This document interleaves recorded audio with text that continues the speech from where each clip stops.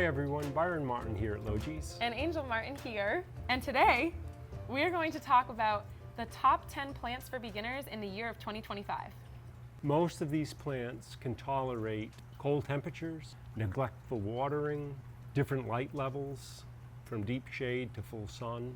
And it's in choosing the right plant, and we're going to talk about that, that's going to fit in that spot that will allow that plant to thrive for you. And even if you've never grown plants before, there's a plant here for you. All right, let's start with the banana.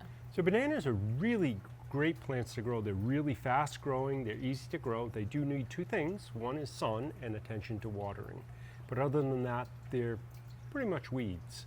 You just have to remember to move them up in size, make sure they're getting the sun, and they get water and of course fertilizer. And that would go for any plant that's fast growing. You need to feed them. And this variety is called the Poquito. And it's a very fitting name because look how cute it is. It's just a little dwarf hybrid. Yeah, and it will get to be a big banana, but it doesn't grow very tall. So it'll only grow up to about 4 feet, and then it does produce fruit. And then we have our Adenium Floribunda dark red. And that one is excellent if you've got a sunny window and you forget to water. Adeniums are desert plants, but they do like a fair amount of water and moisture during the summertime, which would be a rainy season, and then they can take it very, very dry. I mean, go away on vacation, come back, your plant's going to be there, particularly in the wintertime when they go into dormancy. And something important for the Adenium is that they thrive from being pot bound. If you purchase an Adenium, you want to make sure to get it into a clay pot so it can dry out quickly, and also not pot it up into a big pot too quickly. Because yeah, just let them fill out until they look, oh, it's too big, and then you put it into a bigger pot. And then we have the Sansevieria variegated whale fin. And that's actually a very cool plant. This is a little one. When they get big, the whale tails get about yay tall. Sansevierias are known to be one of the most indestructible plants you can grow. And this particular variety is so cool because it has these really broad leaves, and more will sprout up. With this one only has one leaf right now. And they really do look like fins of a sea creature. Yeah. And it's very variegated too, which is a nice touch. Yeah. And we have the Venus flytrap, or the Dionaea muscipula.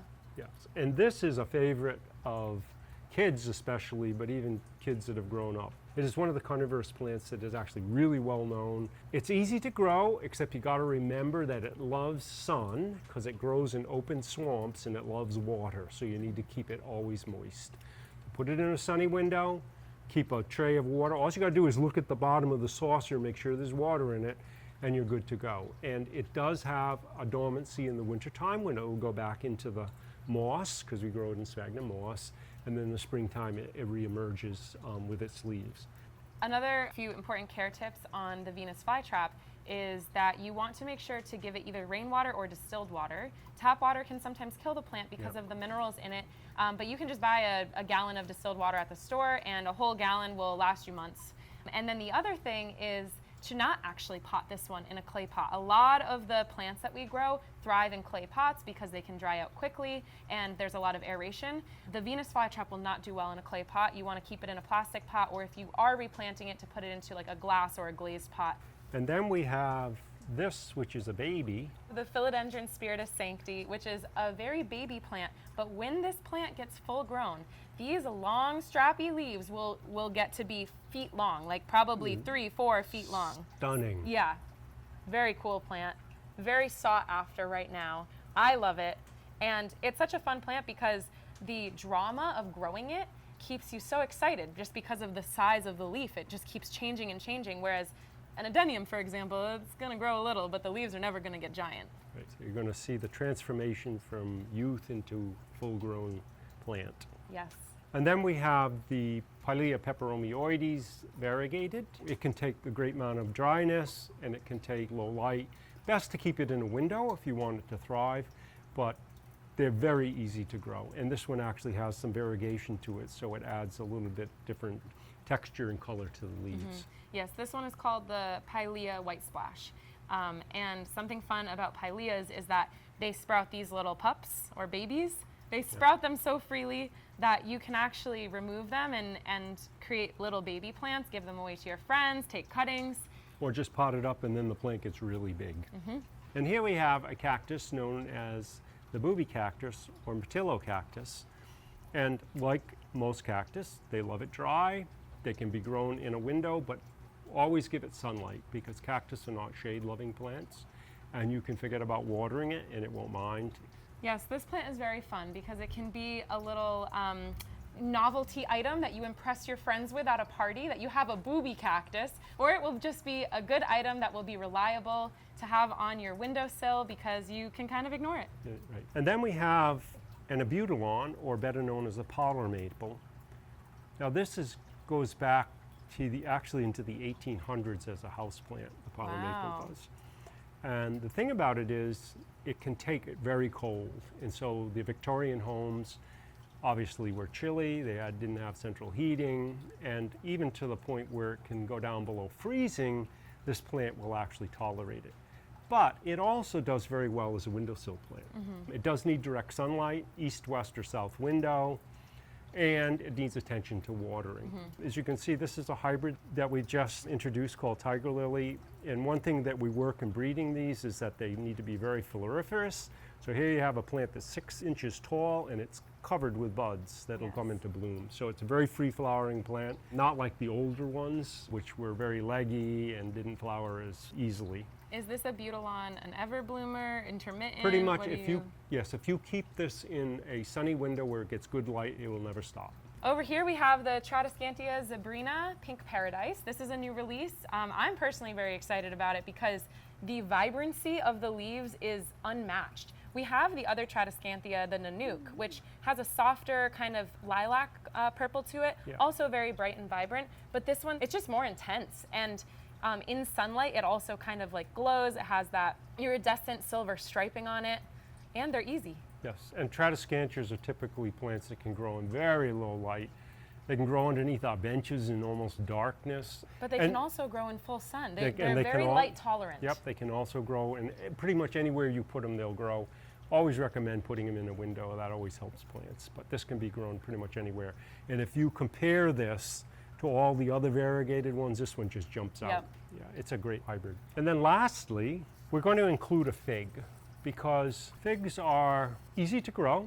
They can make good house plants. They can also make good garden plants and container plants. And they are from areas of the world where there's quite a bit of dryness that is Mediterranean. So they have that tolerance for dryness and they have a tolerance for cold. They do need sun, however, to grow well. So you have to remember you got to keep them in a sunny spot. This is the Black Mission variety, which is the type of fig that people think of when they go to the grocery store to buy figs to eat. Dry figs. It's the Black Mission. Or even fresh figs. It's Black Mission, So, but my question is, will this fruit in a house setting, or will it only fruit if you live in a warmer climate and can plant it in the ground? It will fruit if you give it enough light. So light is the key thing. If you're going to grow this as a shade plant, you'll never see fruit on it. But if you give it full sun and you allow it to go into maturity, which would be another 2 or 3 feet of growth, they will come into fruit in the summertime. And they have a dormancy. If you don't give them a chill, they'll be okay, but the leaves will look poor, and then they'll come back into growth in the spring. If you give them a chill, all the leaves will fall off and they become bare stalks.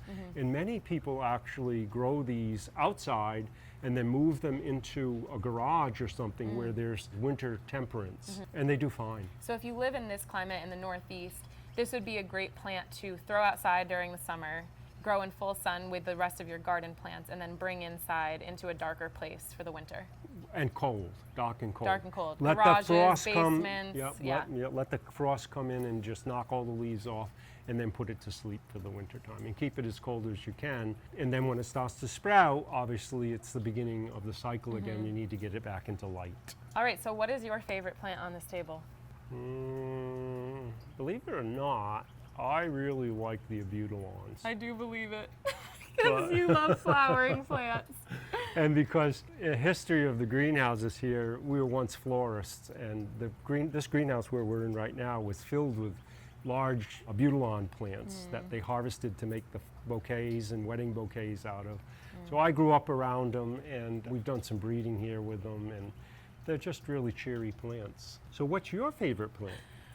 It's really a toss-up between a couple of them, but I'm between the Spiritus Sancti and the Tradescantia. The Spiritus Sancti, like most young adults, I'm obsessed with aeroids, so I think this one is just super cool. And I've seen large versions of it, and it's so impressive, so I would like to personally grow this one day. But the Tradescantia is just, it's so stunning. It adds such a pop of color, and it's super easy to take care of. So I don't know, I'm split between those two. Well, you'll have to take both. All right.